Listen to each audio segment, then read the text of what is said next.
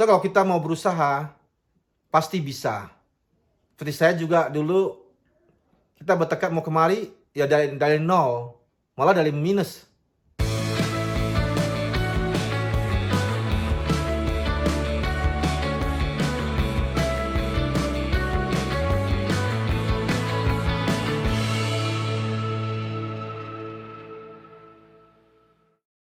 Oke, Yo, hari ini acaranya apa, Yo? Hari ini kita temanya nggak bisa ngomong Korea ya, sabu-sabu kan Chinese. Hari ini kita mau hotpot karena udara udah dingin, hotpot.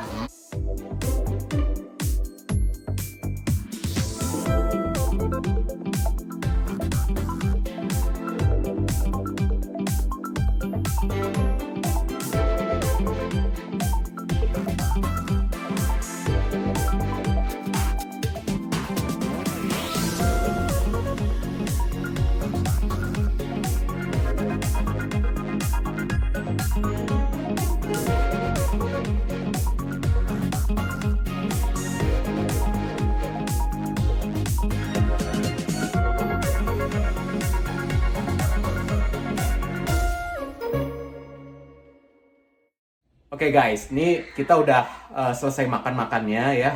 Lihat nih mukanya udah pada kenyang semua ya. Cuman kan sebelum pulang kita mau ngobrol-ngobrol dulu. Nggak enak sama tuan rumahnya, kesannya SMP sudah makan pulang ya kan. Jadi kita basa-basi dulu, kita ngobrol dulu gitu ya. Nah ingat gak beberapa video yang lalu gua sama Yutan pernah share mengenai duka tinggal di Kanada, dan juga kita juga akan share mengenai suka tinggal di Kanada. Tapi itu kan menurut pendapat gua dan Yutan secara pribadi ya. Nah, gua akan tanyakan satu persatu ke teman-teman yang lagi ada di sini supaya lebih luas wawasannya buat kalian semua. Apa sih pendapat mereka masing-masing mengenai sukanya di Kanada itu apa dan dukanya di Kanada apa? Oke? Oke, ini karena Yutan udah sering lah ya ngoceh ya. Kita udah bosen denger dia. Oke, sekarang ini suaminya nih Hadi ya. Oke, apa sih yang lu suka dari Kanada?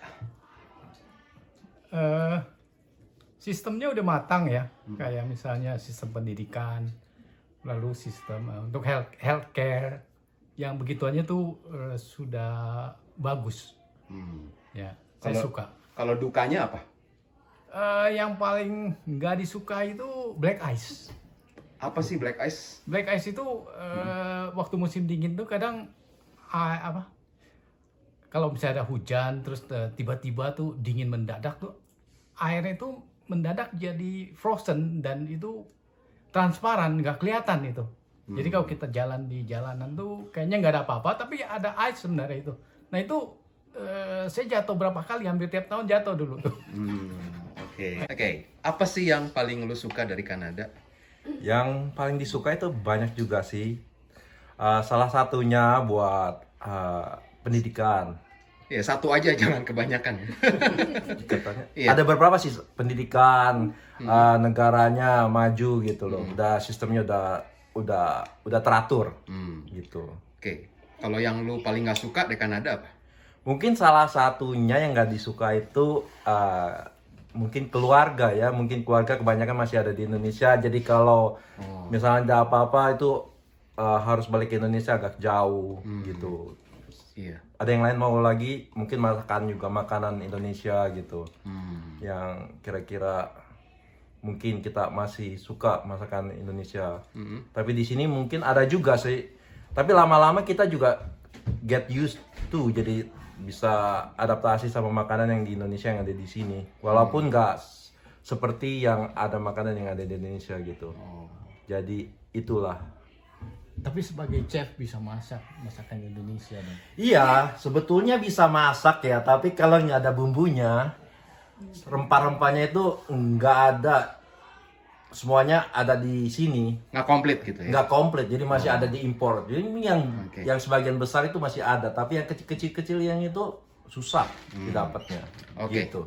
Sip. Oke? Thank you. Welcome. Nah, ini sekarang istrinya Audlin.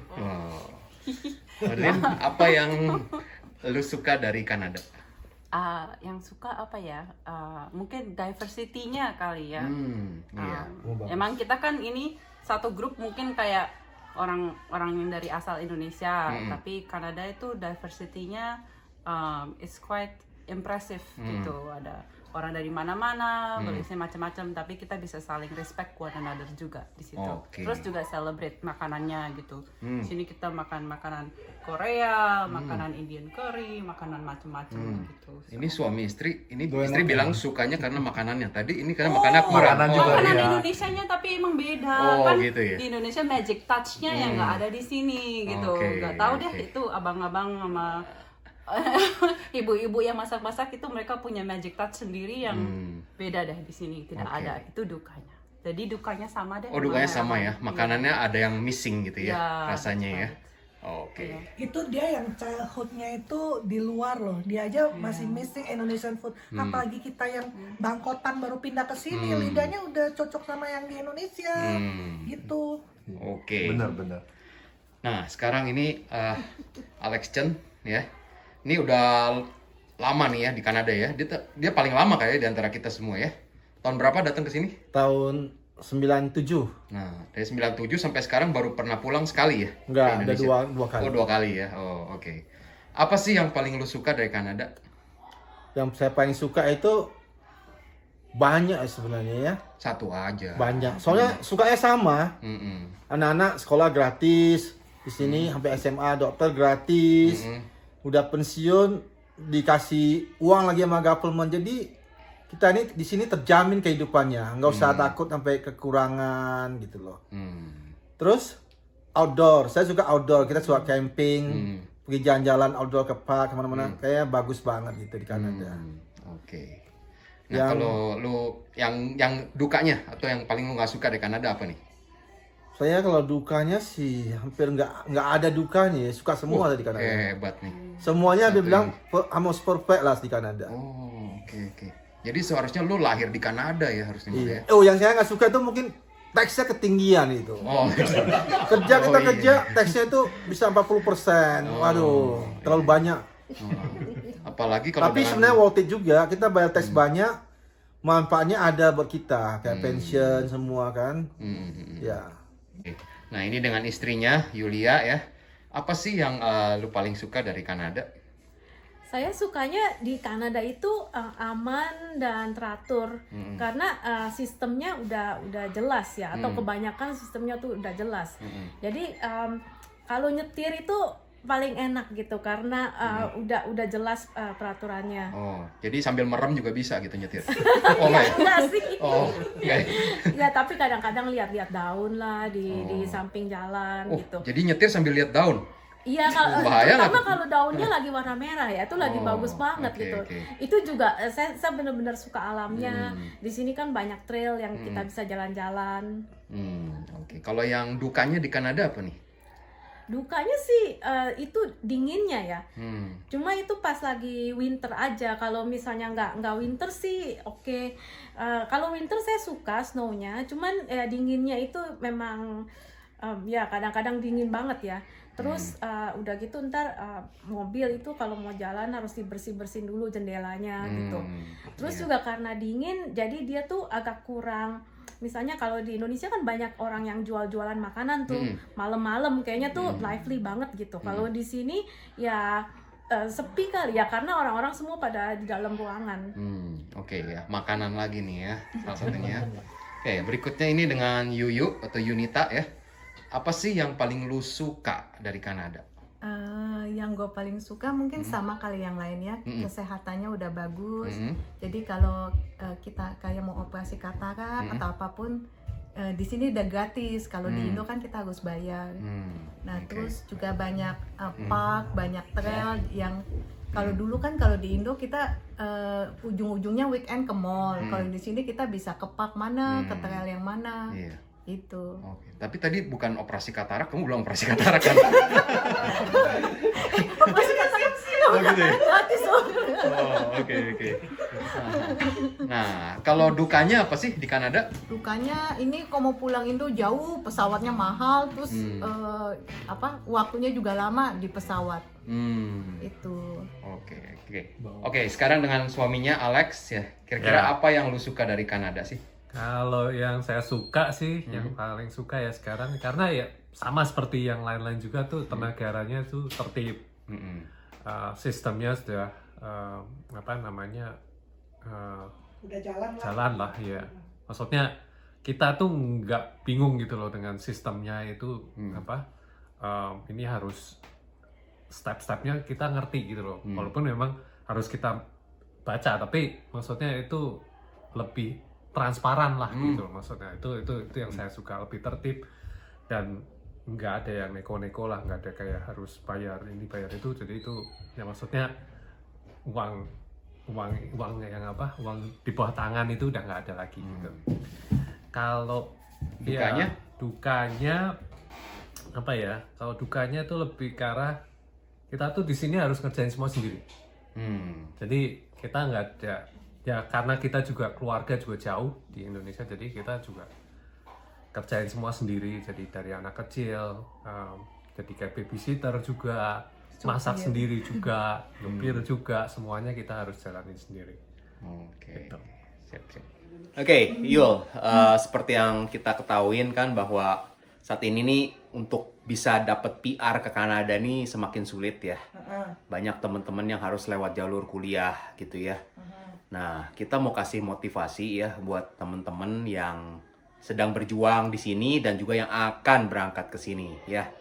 Aku cuma bisa bilang semangat, kalian bisa gitu. Either kalian pakai agent atau kalian sendiri. Aku personal prefer sendiri. Bisa kok. Baca aja pelan-pelan, refer ke websitenya, baca dengan teliti dan kumpulin semua persyaratannya, pasti bisa ya. Jangan takut lah soal adaptasi segala macamnya. Sedangkan buat teman-teman yang udah di sini, yang statusnya student, yang lagi berjuang juga pengen dapat PR, first of all, gue mau bilang gue salut banget sama kalian gitu ya. Akhirnya berhasil sampai di sini, terus adaptasi, terus harus kerja segala, dan juga sekolah. Aku salut banget, kalian pasti bisa. Stick on the first plan kalian. Terus kalau udah couple, kerjasamalah baik-baik berdua gitu ya, pasti bisa deh. Ya, buat teman-teman yang sedang atau mau ke Kanada, mau kuliah di sini, di Kanada itu enak. Sebenarnya kalian itu kalau udah suami istri, apalagi suaminya kerja, istrinya sekolah, atau istrinya sekolah, suaminya bisa kerja. Jadi kebutuhan biaya hidup semua udah tercover semua dengan spouse yang kerja. Dan kalau udah di sini mau kemari harus bertekad keras, maksudnya dalam arti jangan setengah-setengah mikir kalau nggak sukses mau pulang atau gitu. So kalau kita mau berusaha pasti bisa. Seperti saya juga dulu, kita bertekad mau kemari ya dari nol, malah dari minus. Pasti bisa semuanya. Oke? Semangat. Luar biasa. Kalau saya sih anjurin untuk bagi saudara-saudara yang masih di Indonesia atau di Kanada, benar-benar pelajarin immigration procedure-nya gitu. Karena tuh kan banyak requirement. Mungkin ada yang kita bisa lakukan untuk kita bisa dapat poin lebih. Dan sebagian itu juga mungkin kita bisa minta tolong orang lain gitu kan. Atau contohnya misalnya waktu saya masih student, saya tuh sebenarnya cuma cerita aja sama deannya bahwa saya itu lagi apply PR. Terus ternyata deannya kasih saya job offer. Jadi akhirnya saya nggak usah di interview, saya langsung dapet PR-nya. Jadi mungkin pelajarin semua prosedurnya, dan selain itu coba mendapatkan lebih untuk poinnya, dan lagi berdoa sama Tuhan. Buat teman-teman yang di Indo yang lagi mau coba apply ke sini, jangan patah semangat, terus coba. Di sini peraturannya jelas. Jadi kalau dibaca bener-bener, kalau di research di internet pasti dapet dan pasti ada jalannya. Terus buat teman-teman yang udah ada di sini, selamat datang di Kanada. Dan saran saya cari community, karena itu salah satu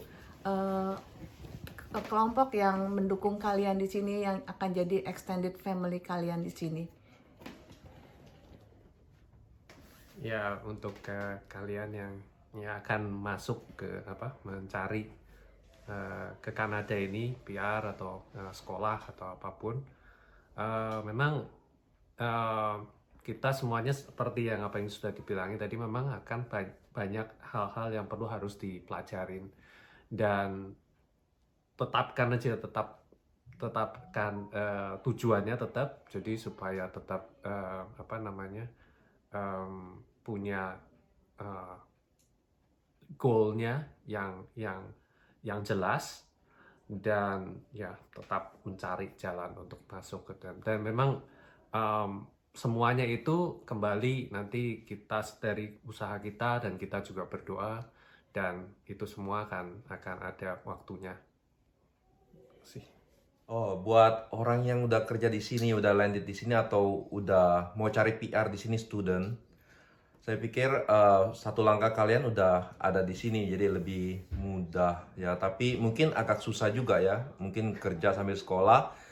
Tapi itu worth it. Nanti setelah itu kamu bisa adjust, bisa dapat, udah setelah itu mungkin hidupnya agak lebih ringan. Jadi mungkin saat sekolah itu aja cari pertama landed, pertama kali mau dapat PR itu agak sulit. Tapi setelah itu mungkin life lebih mudah. Tapi ya, buat orang yang di Indonesia yang mau ke sini, saya pikir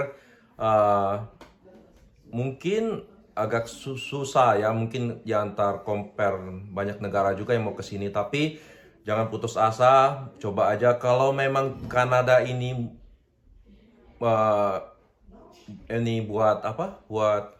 kalian itu memang di sini direncanakan, emang buat di sini kerjaan itu, ya segala macam pasti ada waktunya gitu loh. Waktunya tepat poinnya atau apanya bisa dipenuhi, jadi bisa datang ke sini. Jadi kalau nggak bisa juga jangan kecewa, mungkin poinnya belum cukup, tapi mungkin belum saatnya. Tapi suatu saat nanti kalian bisa, mungkin bukan di Kanada tapi mungkin di negara lain juga bisa gitu loh.